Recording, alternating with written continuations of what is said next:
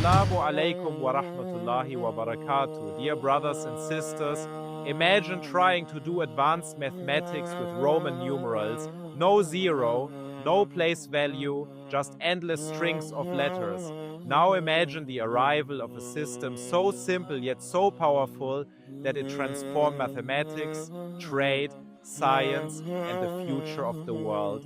This is the story of the Hindu-Arabic numeral system, refined and spread by Muslim scholars.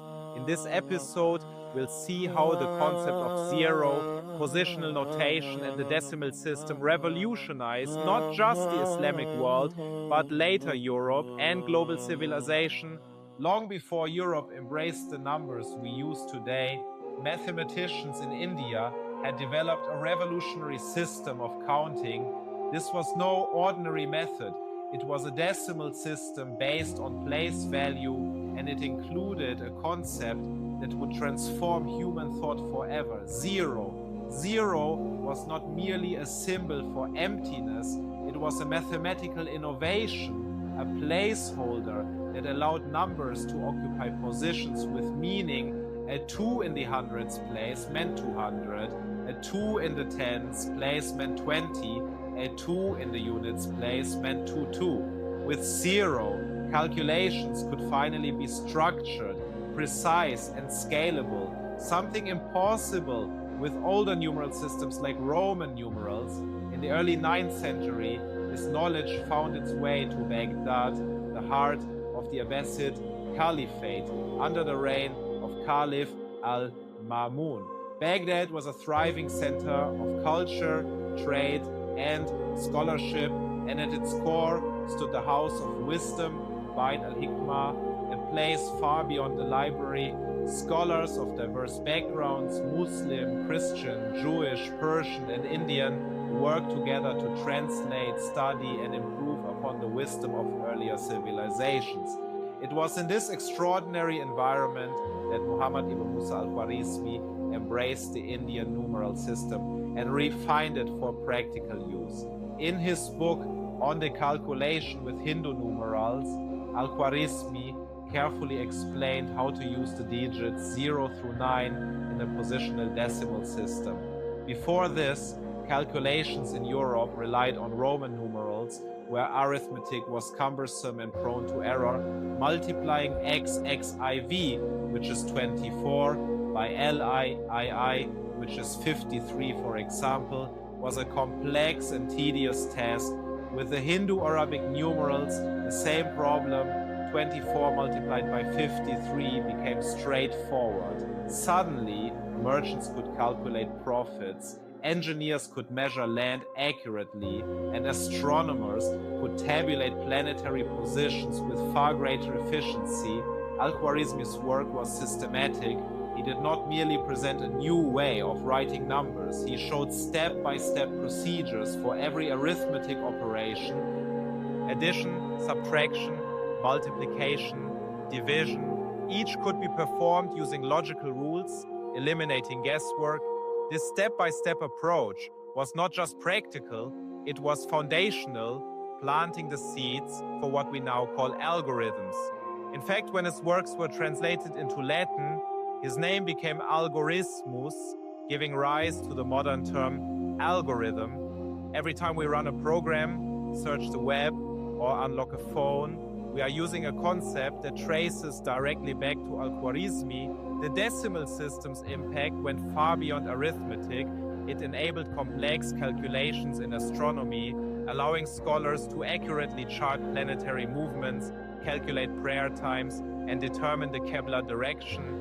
In the field of Islamic law, the science of inheritance, ilm al-fara'id, required precise division of property among heirs, a task made far simpler by the positional number system. Engineers, architects, merchants, and scholars all benefited from the clarity and efficiency that zero and the decimal system provided. Through Al-Khwarizmi's efforts, the Hindu-Arabic numeral system began to spread westward. By the 12th century, Fibonacci, traveling through North Africa, studied these methods and introduced them to Europe in his landmark work, Liber Abaci, 1202. Slowly, but surely Roman numerals were replaced. The numbers we use today, 1, 2, 3, 4, are the living legacy of this transmission of knowledge. Al-Khwarizmi's influence did not stop at numerals and arithmetic.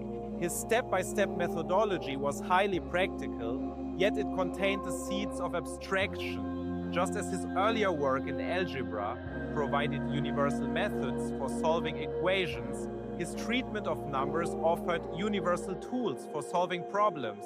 Merchants, surveyors, architects, and astronomers all could apply the same principles to a variety of real-world problems. Mathematics had become a tool for everyday life, not just an abstract pursuit. This fusion of practicality and abstraction exemplifies the spirit of the Islamic Golden Age. Knowledge pursued not for prestige, but to serve society and uncover the signs of Allah in creation. Zero, decimals, and algorithms were not mere symbols, they were instruments of progress, enabling innovation across continents and centuries. Every time we write a number, calculate a sum, or execute a program, we are part of this continuum. Al-Khwarizmi's genius created a foundation for modern mathematics, science, commerce, and technology. What began in India, refined in Baghdad, and transmitted to Europe became a cornerstone of civilization itself. Al-Khwarizmi was more than a mathematician. He was a visionary who transformed the way humans understand and interact with the world. His work reminds us that the pursuit of knowledge, grounded in service to humanity, can echo through the ages, shaping not only the present but the future. Brothers and sisters, the Hindu-Arabic numeral system was more than just a way of counting, it was a new language of numbers. Through it, Muslim scholars unlocked new fields: algebra, astronomy, engineering, and finance. Without it, the towering achievements of later centuries, from navigation to computers, would not have been possible. In our next episode, we'll explore the rise of medicine and hospitals in the golden age of Islam, where Muslim physicians pioneered treatments, built advanced hospitals, and shaped medical knowledge for centuries to come. Jazakumullahu khairan for watching. Don't forget to like, share, and subscribe so we can continue this journey together. Wa assalamu alaikum wa rahmatullahi wa barakatuh.